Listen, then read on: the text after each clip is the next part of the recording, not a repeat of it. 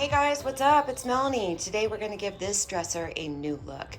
It is obviously a vintage piece, very, very dated. Let's see if we can change it up and make it into something cool and modern. All right, a few things need to be done. Here we go. So as we just look at this piece, you can see that top drawer there has those cutouts in it. Absolutely not okay. We have these dated Chippendale pulls, not all right. And that second drawer on the top has some rounded on the corners. We need to get rid of that, along with the top and the sides. They all have that rounded large bordering, which needs to go. I'm going to start with that second drawer, making it nice and blunt instead of having that rounded overhang on it. If you're interested in the content I put out, please hit that subscribe button now.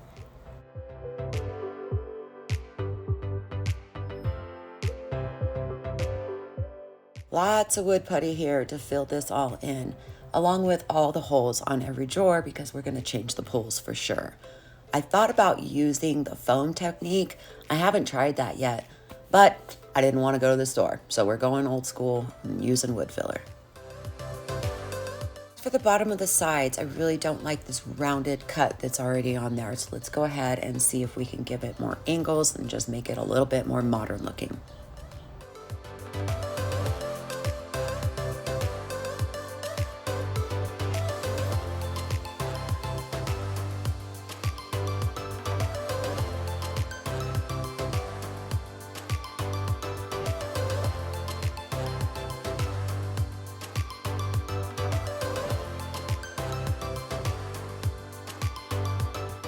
In order to make this turn, I cut out like a little triangle right there. That way I could get the jigsaw blade to go the other direction. And whoops, did you see what I just did? I just made a mistake.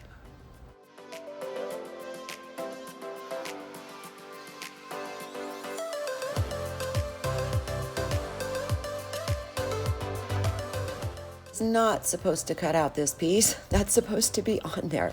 It's amazing how you can just make mistakes. Luckily for me, I learn from my mistakes every time, and I make a lot of them, so I've learned how to fix them.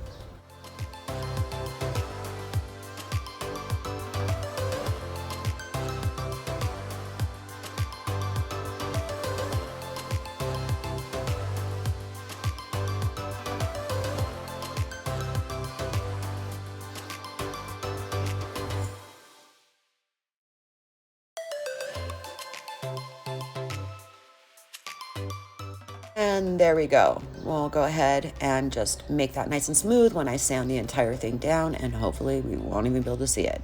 Meanwhile, let's get rid of these side guys.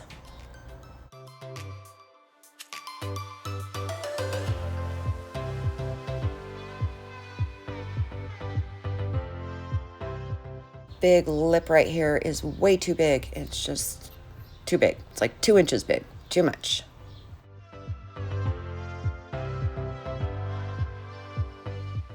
Again, the overhang on the top of this guy was way too large. Luckily, it is solid pine, so we're just going to go ahead and eliminate that huge hangover on the top.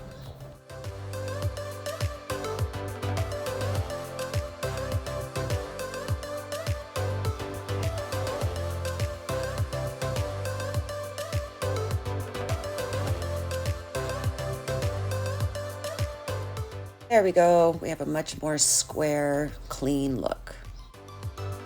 Still have to deal with making this thing smaller right here. I can't take the whole thing out. It's supportive for the dresser itself.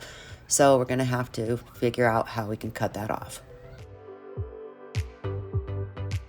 After multiple layers of wood filler, we're ready to sand that drawer down. And now let's use this guy to cut this thing off. This took a little time for sure. I had to do it in 2 different passes in order to cut it all the way through, but it did work. You sand it up and you can't even tell. This piece right here has that little decorative dealie, which I do not want, and it's very rounded. It had been routed. So we're gonna just flip that guy over, glue it on, and it'll be nice, blunt, and square to match the rest of the piece.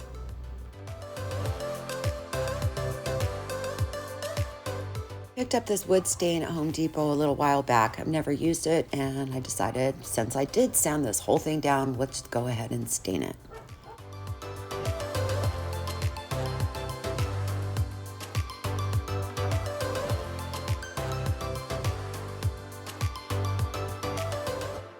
I have a bunch of these decoupage sheets that I purchased a while back, and I thought this would be the right time to use it. This one is actually just the right size to fit the entire front of this. So we're gonna go ahead, measure and cut strips for everything on the front of the dresser.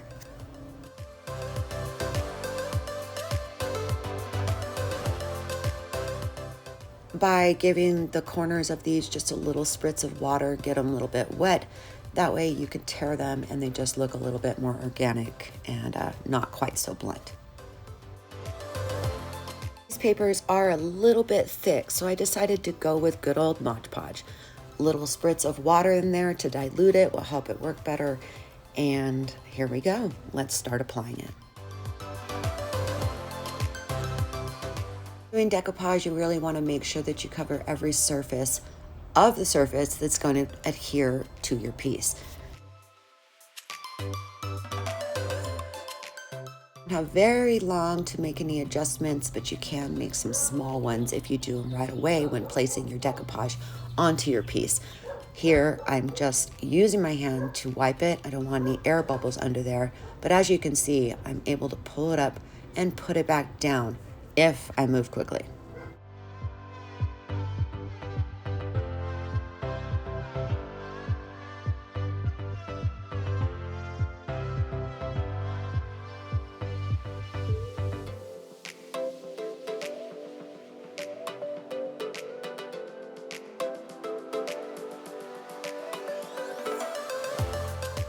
We're going to use Big Top as our top coat to seal this piece up.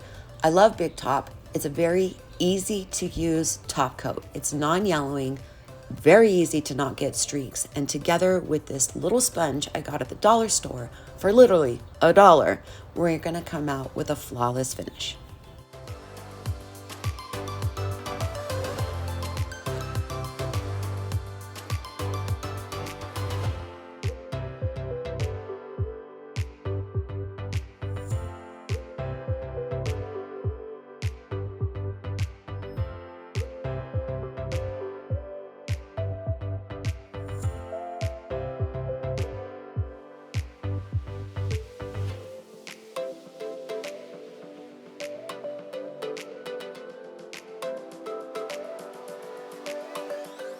How pretty that came out. No streaks, no lines, just a really smooth finish.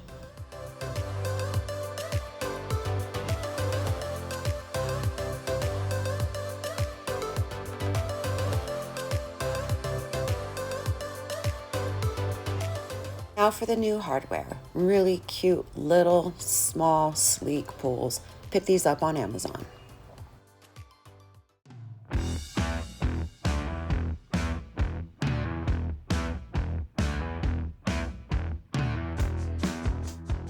And here we are, a totally new looking piece made from a nice vintage one. Thank you guys for watching. You guys are awesome. Don't forget, if you need anything in this video, you can find it on my website at windmillvintagedesigns.com. You guys are awesome, and don't forget, only you can make it happen. I'll see you in the next video.